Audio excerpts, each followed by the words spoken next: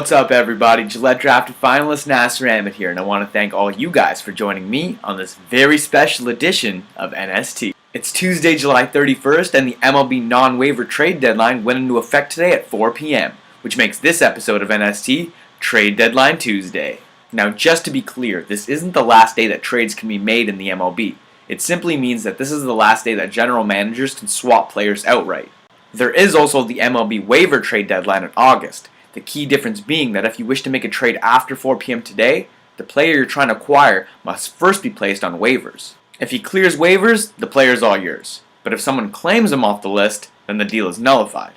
Simple enough, right? Now let's get you to the juicy stuff, starting with a pair of trades made by your very own Toronto Blue Jays. During the late innings of last night's 4-1 loss against the Seattle Mariners, recently called up outfielder Travis Snider was seen shaking hands and giving hugs to teammates in the dugout. It was clear that the 24-year-old had been dealt. After an initial frenzy on Twitter, trying to figure out just exactly where our lunchbox here was headed, it became known that Snider was shipped off to Pittsburgh for right-handed pitcher Brad Lincoln. But the Jays weren't finished just yet. A short time later, news came out that the other player who was competing with Snider for the starting left field position in spring training, Eric Thames, had also been traded. Thames won't have a long trip either. He'll just have to cross the diamond tonight, as he was shipped off to the Mariners for 29-year-old right-handed pitcher Steve Delabar. It was a busy morning for Alex Anthopoulos, to say the least, and these trades signify a lot about this Jays team heading forward. In only a few hours, we went from having our bullpen be a major weakness to a strength. Adding these two righty relievers will bolster a group that already features Casey Janssen, Jay Happ, Brandon Lyon, David Carpenter, and with the emergence of Aaron Loop, this group looks to be a good one come 2013. And what these deals also do is they clear up the clouded picture that was the Jays' outfield. Between Snider, Thames, and rookie Anthony Gose, there just weren't enough at-bats to go around. Now with the two older statesmen in left field gone, Gose can receive everyday playing time in left field, even when Jose Bautista returns to the lineup.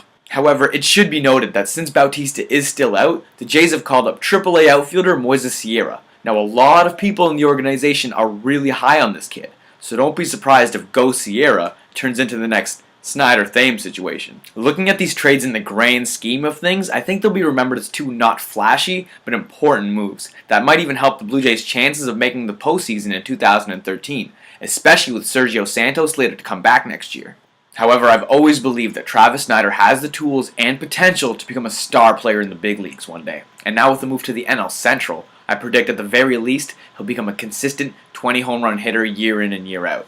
Lincoln has posted a combined 4-2 record with a 2.73 ERA this season, but those numbers are skewed by the 5 starts he's made.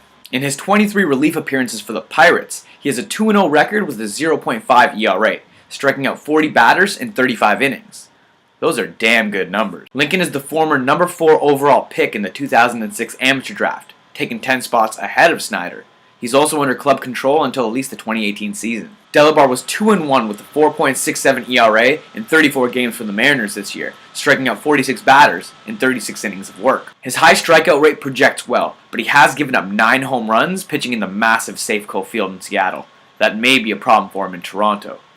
Delabar is another arm under club control until at least the 2018 season.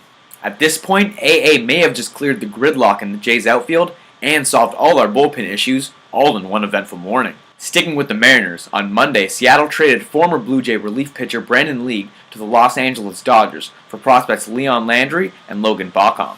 This is a great move by the Dodgers to acquire a veteran arm in their bullpen while not having to give up a single top 30 prospect. Both the minor leaguers in the deal have been putting up good numbers this season though. Landry, a 22-year-old center fielder, was hitting .328 with 8 dingers and 15 triples this season at AAA. Bacom, a 23-year-old right-handed reliever, has posted a combined 2.03 ERA in 48 innings in both single and AA. The Dodgers weren't done there. On Tuesday, they traded right-handed pitchers Ethan Martin and Josh Lindblom to the Philadelphia Phillies for the Flying Hawaiian outfielder Shane Victorino. This shows that the Dodgers are serious about winning this season, as the first-place team was willing to part with 2 top pitching prospects just to land Victorino, who's basically a rental player, as he'll be a free agent at season's end.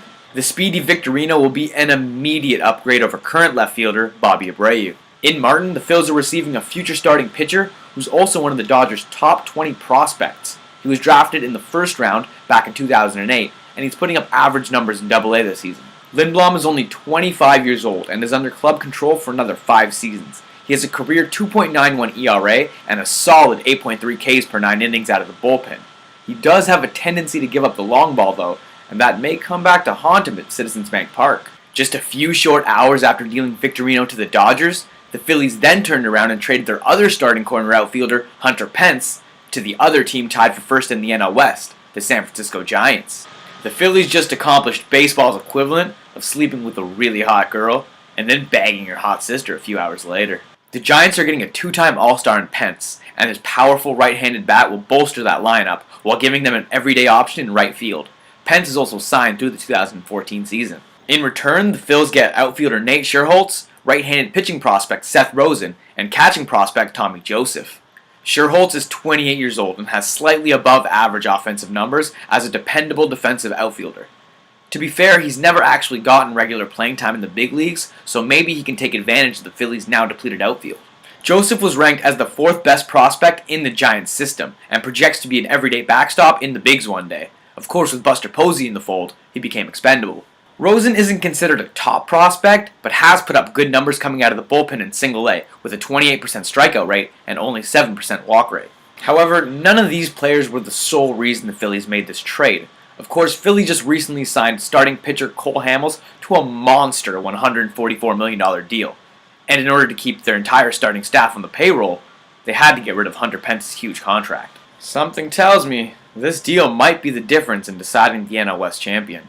Theo Epstein and the Cubs were also very busy leading up to the trade deadline, as they first traded starting catcher Giovanni Soto to the Rangers for right-handed pitcher Jacob Brigham. Out of all the deadline deals, this figures to be the most lackluster of the bunch. While Soto's only 2 or 3 seasons removed from being one of the better offensive catchers in baseball, the 29-year-old Puerto Rican is having a horrible season, hitting near the Mendoza line, batting .199 with only 6 home runs and 14 ribbies. The move does make some sense for the Rangers though, as current starter Mike Napoli is set to become a free agent at season's end, and he's probably going to earn top dollar in the open market. So if the Rangers don't re-sign him, then Soto could become their starting catcher in 2013, as he is under club control for another season. To the Rangers' credit though, they didn't have to give up much in the deal. The Cubs are receiving a 24-year-old pitcher who isn't considered a top prospect. Most recently playing for the Rangers AA affiliate, he projects to be a big league reliever. Another Cubs deal went down yesterday as Chicago traded away outfielder Reed Johnson and starting pitcher Paul Mahone to the Braves for minor league pitchers Jay Chapman and Arodys Vizcaino. While none of the names involved jump off the page, it's a solid move by a Braves team that's gearing up for a postseason run. Johnson will provide a nice right-handed bat off the bench, plus provide defensive versatility as he can play all 3 outfield spots. In Mahone, the Braves are getting a 30-year-old lefty who's having statistically one of the best seasons of his career. He's got a 9-6 record with 3.76 ERA, and he'll likely take over Jair Jurgen's spot in the starting rotation. The Cubbies made their last move of the day only minutes before the deadline, as they finally traded away starting pitcher Ryan Dempster, and it was the Rangers who made the deal for third base prospect Christian Villanueva and minor league pitcher Kyle Hendricks. Many teams were pursuing the 35-year-old Canadian, including the Dodgers and Braves, but after watching Kobe Lewis go down to a season-ending injury, the Rangers desperately needed to add a starter, especially after watching the division rival Angels add Zach Greinke. The right-hander is having a career season, and despite a 5-5 record, he's posted a sparkling 2.25 ERA in 16 starts this season. Dempster will be a huge boost to this Rangers rotation. In Hendricks, the Cubs are receiving a 22-year-old right-handed pitcher with a solid 2.82 ERA in 20 starts at Single A this year. The Cubs also landed the 100th ranked prospect in all of baseball in acquiring the 21-year-old Villanueva. Another Pittsburgh Pirates move to report on, as they've acquired first baseman Gabby Sanchez and minor league pitcher Kyle Kaminska from the Marlins for outfield prospect Gorkys Hernandez. Sanchez was having a horrible 2012 season, and he got demoted to AAA for it.